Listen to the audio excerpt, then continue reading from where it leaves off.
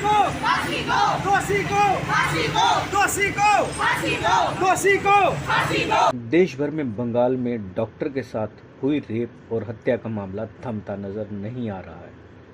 इसे लेकर पूरे देश में प्रदर्शन देखने को मिल रहे हैं। हालांकि पुलिस ने संजय नाम के आरोपी को पकड़कर मामले को शांत करने की भी भरसक कोशिश की है, लेकिन सीबीआई के हाथ में केस आने के बाद से ही बंगाल पुलिस और ममता सरकार बैकफुट पर नजर आ रही है।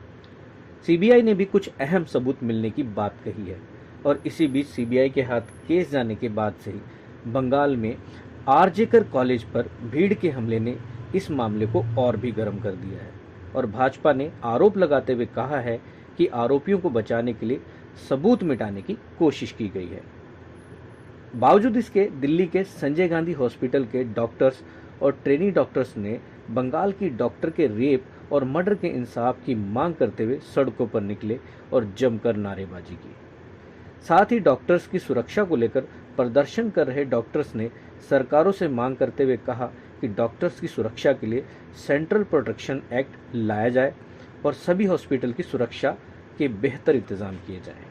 के बारे में थोड़ा सा बताइए। मैं डॉक्टर नदी पार्टी प्रेसिडेंट संजय गांधी। हमारा जो प्रदर्शन चल रहा है, जो मार्च है, ये जो आरजी कार कोलकाता हॉस्पिटल में जो एक लड़की के साथ बहुत ही दरिद्रतापूर्ण जो काम हुआ, मतलब कि लोगों ने किया है, इसका हम बिल्कुल विरोध करते हैं और उसके न्याय के लिए हम इसी को मतलब लोगों को दिखाना चाहते हैं कि हम हड़ताल हमारी मजबूरी है। ठीक है, हम भी चाहते हैं कि हम नॉर्मल काम करें, लेकिन सरकार हमारी मांगे मानने तो सही उसके लिए। जैसे हमारी मांग है सेंट्रल प्रोटेक्शन एक्ट है, उस लड़की को जल्दी से जल्दी कल्प्रिट को पकड़ के उसको न्याय दिया जाए और जो भी मतलब न्याय क्या है उसको जो भी कल्प्रिट उसको फांसी। जिस तरीके से वहाँ पर बताया जा रहा है कि सबूत मिटाने के लिए उपद्रवी भी आए थे और उस तरीके की हरकतें हुई हैं, उसको लेकर आप क्या कहें? देखो, ये तो सरकार की बिल्कुल नाकामी है जो उन्होंने ऐसा किया है। मतलब उनके सामने मतलब इतना सब कुछ होने के बाद भी लोग बहुत शांतिपूर्ण वो अपना प्रदर्शन भी कर रहे थे। वहाँ जो डॉक्टर तो वो बैठे हुए थे, उसके बाद भी उन्होंने जो किया, मतलब इतनी सारी एक मॉब मतलब हॉस्पिटल के अंदर घुसी है, तो ये तो मतलब फेलियर है सिस्टम का जो भी है उनका।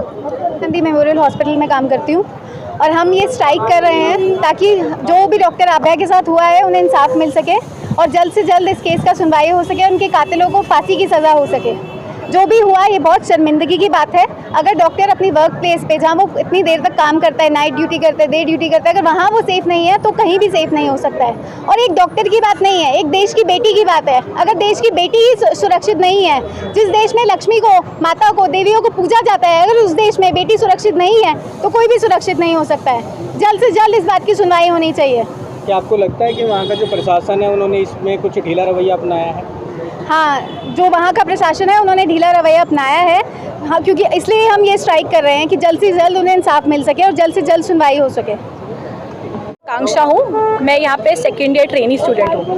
मैम, जिस तरीके से आप ये सब चल रहा है, आंदोलन प्रदर्शन चल रहा है, आप लोगों की क्या मांग है और क्या कहेंगे? देखिए, हमारी मांग बहुत बेसिक है, सिर्फ बेसिक ह्यूमन प्रोटेक्शन की मांग है, जो सीपीए एक्ट की मांग है, सेंट्रल प्रोटेक्शन एक्ट, कि हम लोग अपनी वर्क प्लेस में सेफ रहे। हम यहाँ पे नाइट ड्यूटी करते हैं, 36 घंटे की ड्यूटियाँ करते हैं। अगर हमारे वर्क प्लेस पे, जो कि एक हॉस्पिटल जैसी जगह है, वहाँ पे हमें सेफ्टी नहीं तो हम लोग कैसे काम कर पाएंगे? आप बताइए, डर के काम करें, हम कैसे ही काम कर पाएंगे? क्या कहेंगे जिस तरीके से अस्पतालों की सिक्योरिटी को लेकर हमेशा सवाल उठते आए हैं, तो कितना सुरक्षित है दिल्ली में भी उस तरीके से नर्सों का और स्टाफ का? देखिए, दिल्ली को वैसे ही रेप कैपिटल माना जाता है, दिल्ली रेप कैपिटल है और दिल्ली जैसी जगह पे सरकारी अस्पताल में जहाँ पे व्यवस्था में थोड़ी कमियाँ आती हैं, जहाँ पे प्रोटेक्शन पूरा नहीं हो पाता है, वहाँ पे ऐसे केसेस होने का तो और ज़्यादा चांस है। तो अगर एक पूरा सेंट्रल प्रोटेक्शन एक्ट आता है, हम सबकी वही मांग है, हम सबकी सेफ्टी के लिए होना चाहिए। ये प्रोटेक्ट कब तक रहने वाला है? प्रोटेक्ट इंडेफिनेट है, कब तक है ये मैं आपको नहीं बता सकती, ये तो हमें भी नहीं पता है कब तक होगा। जब तक हमारी सारी मांगे, हमारी बेसिक सुरक्षा और जो कोलकाता में हुआ महिला डॉक्टर के साथ उसमें सुनवाई नहीं होती है, उसका कोई रिजल्ट नहीं आता है, तब तक हमारी स्ट्राइक जारी है। इमरजेंसी सेवाएं बाधित रहेंगी या फिर नहीं, हमें अपने से पहले हमारी मरीज़ों को रखते हैं। हमने इमरजेंसी कोई सेवा बंद नहीं करी है। हमारे लिए हमारा मरीज़ उतना ही इम्पॉर्टेंट है जितना पहले था। हम लोगों ने सिर्फ इलेक्टिव सेवाएं, इलेक्टिव ओपीडीज़ और इलेक्टिव वार्ड की ड्यूटियाँ बंद करी हैं, इलेक्टिव सर्जरीज बंद हैं, बाकी इमरजेंसी सेवाएँ वैसे ही चल रही हैं जैसे पहले चल रही थी। आकर वहाँ पर जो है हंगामा किया, क्या कहेंगे, क्या ये सबूत मिटाने की कोशिश है या कुछ और? देखिए, वो तो हम सबको ही दिख रहा है कि ये एविडेंस को टैम्पर करने की कोशिश की गई है।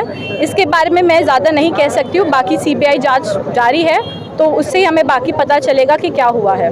फिलहाल आपकी क्या मांग है, जबकि एक व्यक्ति को पकड़ा भी गया था, उसके बाद अभी और आप क्या चाहते हैं उस केस में? केस की जल्दी से जल्दी सुनवाई हो, अगर एक से ज़्यादा दोषी इन्वॉल्व हैं उनको भी जल्दी पकड़ा जाए और जल्दी से इसका सुनवाई हो, सबको पकड़ा जाए। और सेंट्रल प्रोटेक्शन एक्ट हमारी सबसे ज़रूरी मांग है यहाँ पे। आज हम लोग ये मार्च निकाल रहे हैं बिकॉज कोलकाता में आरजीकर मेडिकल कॉलेज में जो हत्याकांड हुआ है हमारी एक डॉक्टर के साथ, उसका रेप करके बुरी तरह से टॉर्चर करके उसकी हत्या करी गई है। उसके लिए हम ये अवेयरनेस प्रोग्राम निकाल रहे हैं ताकि लोगों को पता चले कि हमारे डॉक्टर हमारी ही कंट्री में सेफ़ नहीं है। ऐसी कंट्री जहाँ पे हम डॉक्टर्स के ऊपर डिपेंडेंट है, जहाँ इतने सारे गवर्नमेंट मेडिकल कॉलेज रन कर रहे हैं, वहाँ पर डॉक्टर्स के साथ रेप किया जा रहा है उन्हीं के सेमिनार रूम में, और हमारी गवर्नमेंट सरकार अभी तक 7-8 दिन होने के बाद भी अभी तक इंसाफ नहीं मिल पाया है। उस बच्चे की आत्मा अभी भी तड़प रही है, अभी भी इंसाफ नहीं मिल पाया है। तो मेरी ये दरखास्त है ममता बनर्जी की सरकार से कि जल्द से जल्द इंसाफ किया जाए और उसकी आत्मा को शांति मिले। क्या लगता है कि इस हड़ताल की वजह से आम लोगों को भी तकलीफें हो रही हैं, क्या उसके बारे में कुछ कहेंगे? तकलीफें हो रही है, इसके लिए हम इमरजेंसी सर्विसेज को कंटिन्यू कर रहे हैं। अगर हम इमरजेंसी सर्विसेज को बंद करें तो तकलीफें और बढ़ सकती है, लेकिन हमने सिर्फ ओपीडी सर्विसेज बंद करी है ताकि ये मैसेज ऊपर तक जाए कि डॉक्टर्स अगर सेफ़ नहीं है तो ट्रीटमेंट भी नहीं दे पाएंगे। उनकी सेफ्टी पहले ज़रूरी है, उसकी सेफ्टी को इंश्योर करें, सेंट्रल प्रोटेक्शन एक्ट को मुहैया कराए, उसके बाद ही हम लोग अपनी ओपीडी सर्विसेज को रिवाइव करेंगे।